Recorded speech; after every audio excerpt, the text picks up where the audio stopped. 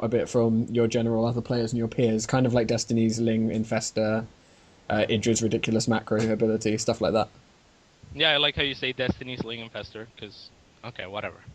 I'm sorry. Um, Oh, I'm so sorry. yeah, it's okay. I don't know. I think Destiny brought that to a lot of attention.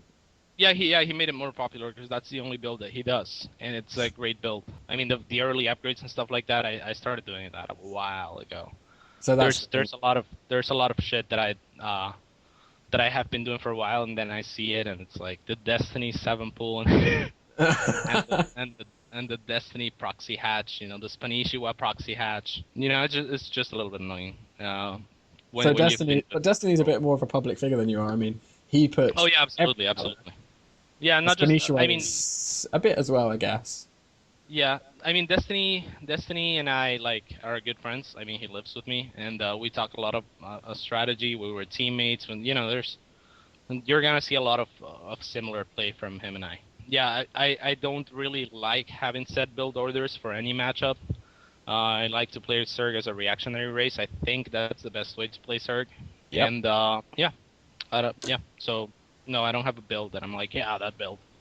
Okay. So is there a game that you've played recently in a tournament that you're really proud of your performance that you did? I don't know. I mean, I'm always proud when I can beat like really good players with my strategies. Because again, as I was telling you before the interview, I don't really watch bots too much. I don't really watch games too much, replays, any of that.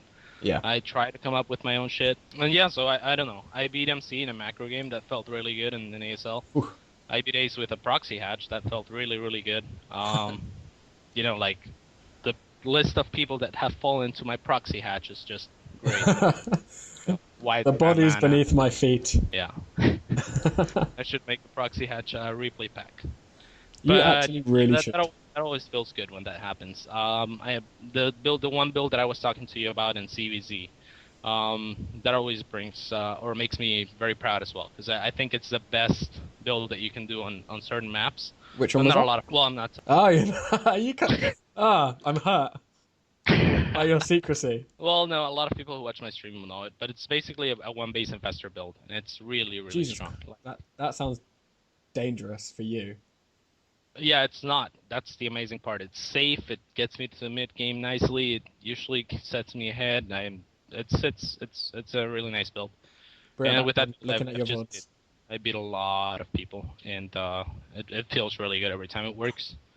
I think Okay. Day 9 actually made a VOD of Slush doing my build, and he calls it Slush's CVZ. Yeah, of course.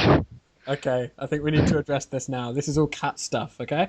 So, on the other end of it, on the other end of your performance scale, is there any matches you feel that you kind of lost and it was entirely your fault? I mean, something that you're not very proud of losing, that you feel like you could have won, but it was close. Yeah, there's that happens a lot. I mean, it happens to everyone, and it should happen to everyone more often. That like if you are able to understand the game, you should always know why you lost, Yeah. and it's always gonna be your fault. So yeah, you know, if you didn't win, it's your fault, right? And I think if you I think understand the there's a game couple enough, of players who disagree with you on that. probably, yeah. But yeah, I mean, I think the game is pretty balanced, to be honest. Yeah. You don't And think they're going to change anything massively in Heart of the Swarm either then, I presume? oh no, I'm sure they will, because they have to add new units and shit in order to sell I the don't game. know. They were saying. I mean, I spoke to Destiny about this as well, where I said they're discussing not only adding and tweaking, but removing units as well. They completely put that up as 100% That'd be fine. I possibility. mean, definitely change the game. What do you think they'd remove from the game if they were going to take out a unit, which they said they might? Well, it really would depend on what they add to the game. Every unit has a function in the game and Yeah. different uses. So yeah, I think if they remove anything, it will be to replace or to because there's something in its place. For example, if they remove banelings, it's because they're adding lurkers and shit like that. Yeah, If they remove that Phoenix, is a good they have example. to add something like Corsairs. It's units that serve as similar roles. Yeah, that sounds kind of underwhelming if they just take something away and replace it with essentially the same thing but slightly different. Yeah, I mean that's the only way you could see that working though. Like if they're removing something, it's because something else is gonna replace it.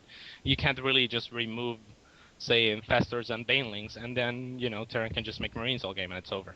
So They do that anyway, bro. yeah, they do it anyways. But Okay, let's talk about your recent performance in a couple of tournaments that I've got up here.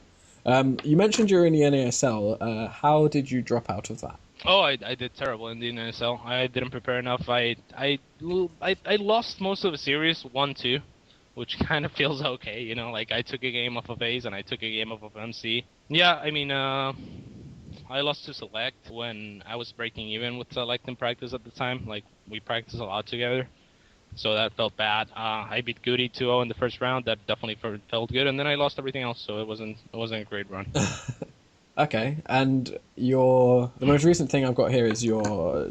Oh no, the best performance you did recently, you said, was the Justin TV StarCraft 2 Invitational. Well, that's not very recent, but yeah, that's 2011. best It's not too bad. one, probably, yeah.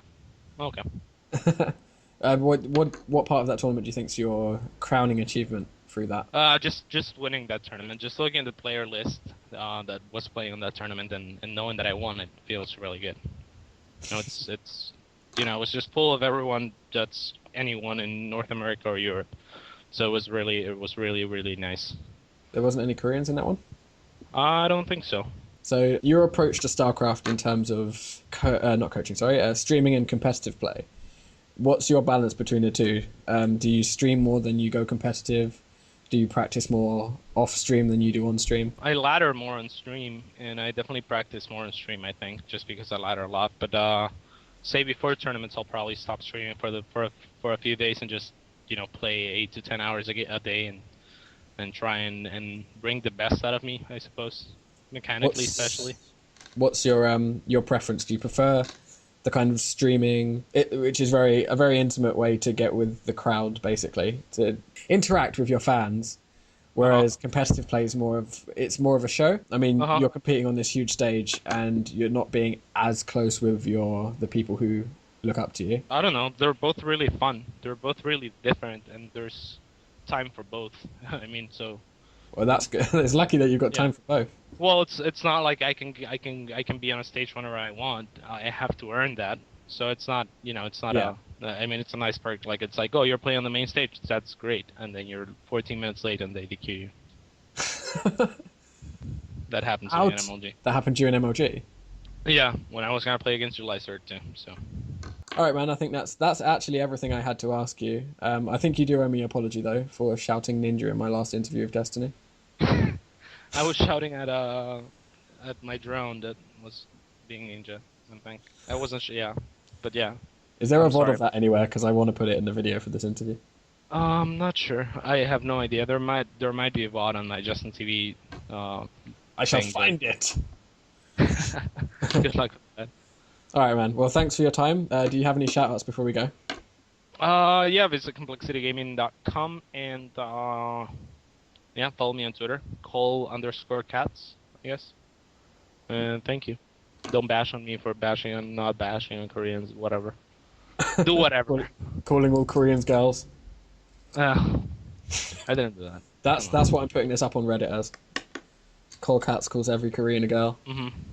Okay, well, thanks for your time, man. I really appreciate it. This is Paperclip for mixedfruitgaming.org.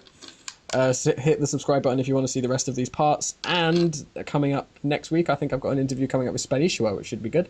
So take care, guys. Goodbye. Goodbye. Bye.